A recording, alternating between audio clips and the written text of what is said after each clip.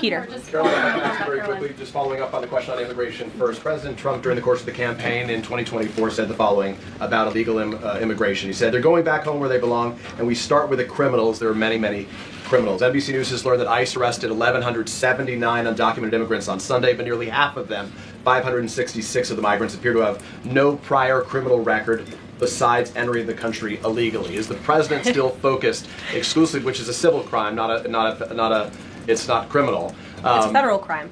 So I'm asking though, he said he was going to focus on those violent offenders first. So is violent offenders no longer the predicate for these people to be deported? The president has said countless times on the campaign trail, I've been with him at the rallies, I know you've been there covering them too, Peter, that he is focused on launching the largest mass deportation operation in American history of illegal criminals. And if you are an individual, a foreign national, who illegally enters the United States of America, you are, by definition, a criminal. And so therefore, you are subject to deportation. I apologize for interrupting. So to be clear, it's not violent criminals do not receive precedence in terms of the deportations taking place. The president has also said two things can be true at the same time. We want to deport illegal criminals, illegal immigrants from this country, but the president has said that, of course, the illegal criminal drug dealers, the rapists, the murderers, the individuals who have committed heinous acts on the interior of our country and who have terrorized law-abiding American citizens, absolutely, those should be the priority of ICE, but that doesn't mean that the other illegal criminals who entered our nation's borders are off the table. Understood. Then let me ask you a separate question about the confusion that still exists across the country right now as it relates to the freeze or the pause as it's described. President Trump, of course, ran one of the key policy items was that he was going to lower prices, lower the cost of everything from groceries, as he often said. But in many of the cases, it would seem that some of these moves could raise prices for real Americans on everything from low-income heating, that program, child care programs. Will nothing that the president's doing here in terms of the freeze in these programs raise prices on ordinary Americans? What particular actions are you referring to that I'm referring to LHEAP right now. That's the low-income heating program, for example. We can talk about, there's no clarity, so I could refer to a lot of them. We don't know what they are specifically. Can you tell us that LHEAP is not one of those affected? So you're asking a hypothetical based on programs that you can't even identify. No, what I can tell you is that since you guys haven't identified, let's do it together just for Americans at home. Medicaid, is that affected? I gave you a list of examples: Social Security, Medicare, welfare benefits, food stamps that will not be impacted by this federal pause. I can get you the full list after this briefing from the Office of Management and Budget. But I do want to address the cost cutting because that's certainly very important and cutting the cost of living in this country. President Trump has taken historic action over the past week to do that. He actually signed a memorandum to deliver emergency price relief for American families, which took a number of actions. I can walk you through those. He also repealed many onerous Biden administration regulations. We know over the past 4 years, American households has been essentially taxed $55,000 in regulations from the previous administration. President Trump, with the swipe of his pen, rescinded those, which will ultimately put more money back in the pockets of the American people.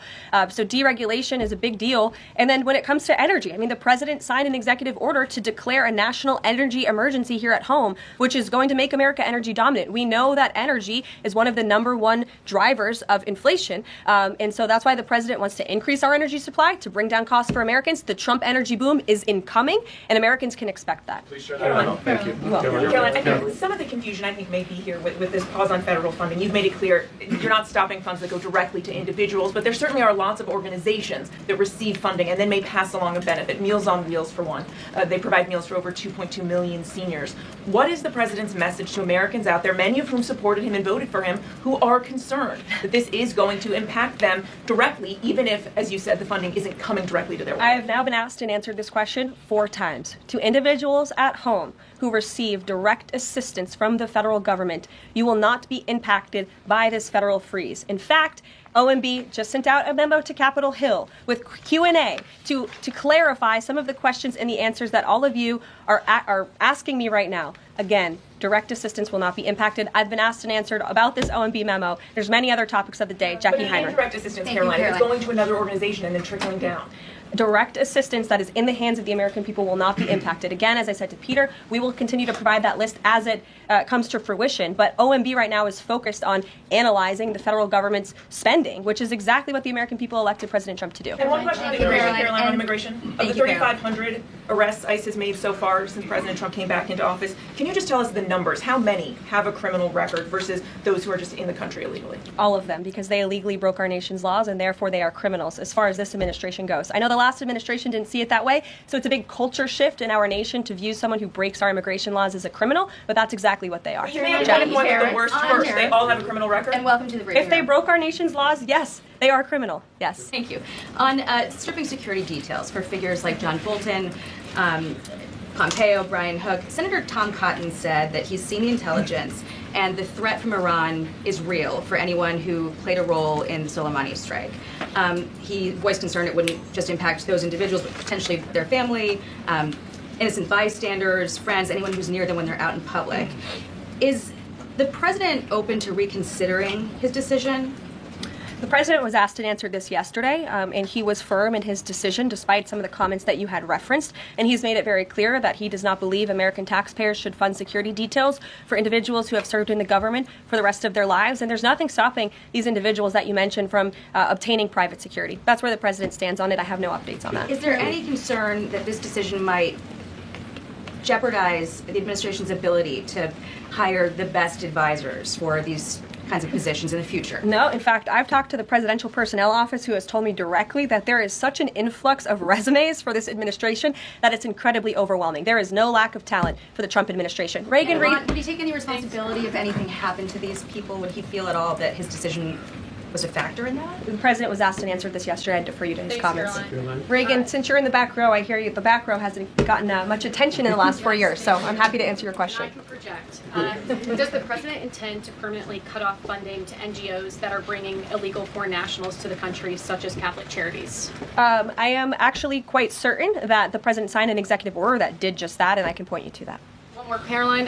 President Trump issued an executive order on increased vetting for refugees in visa applications. Right. Part of that order was considering an outright ban for countries that have deficient screening processes. Has the president considered yet which countries might fall into this category, or countries like Afghanistan or Syria under consideration for a full ban? Yeah, so the president signed an executive order to streamline the vetting for visa applicants and for illegal immigrants in this country who are coming, of course, from other nations. It also directed the Secretary of State to review the process and make sure that other countries around the world are being completely transparent with our nation and the individuals that they are sending here. And so the Secretary of State has been directed to report back to the president. I haven't seen that report yet. We've only been here for a few days. Caroline, for you. One, on the freeze in federal funding, who advised the president on the legality of telling government agencies that they don't have to spend money that was already appropriated by Congress? Well, as the OMB memo states, this is certainly within the confines of the law. So White House counsel's office believes that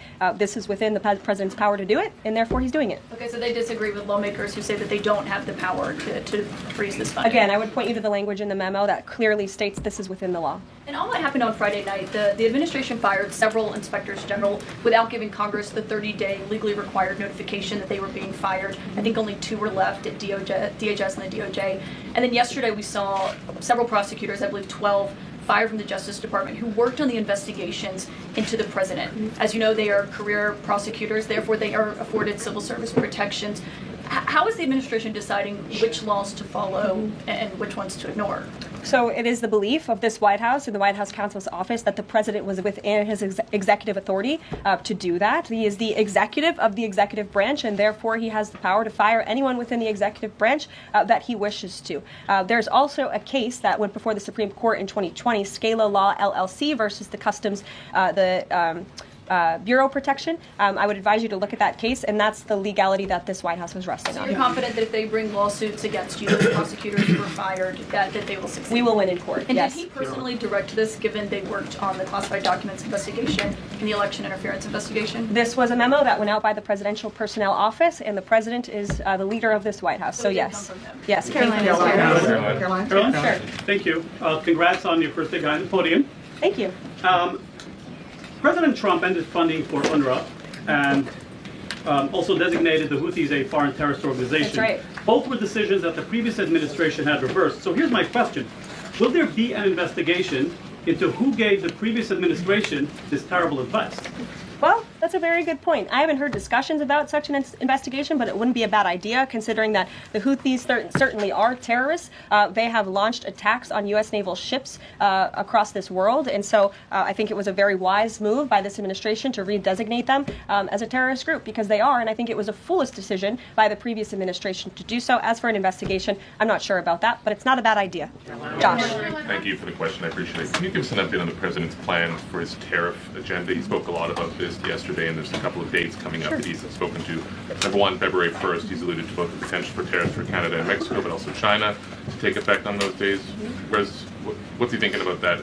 Yeah. Should those countries expect that? Again, he was asked and answered this question this past weekend when he took a lot of questions from the press, and he said that the February 1st date for Canada and Mexico still holds. What about the China 10% tariff that he also had mused about last Tuesday going into effect on the same day? Yeah, the president has said that he is very much still considering that for February 1st. Separately, yesterday he talked also about sectoral tariffs on, for instance, pharmaceuticals as well as semiconductor computer chips. He talked about steel, aluminum, and copper. What's the timeline on those? Is that a similar sort of coming days thing? Yeah, so when the president talked about that in his speech yesterday, that actually wasn't a new announcement. That was within a presidential memorandum that he signed in one of the first days here in the White House on his America First trade agenda.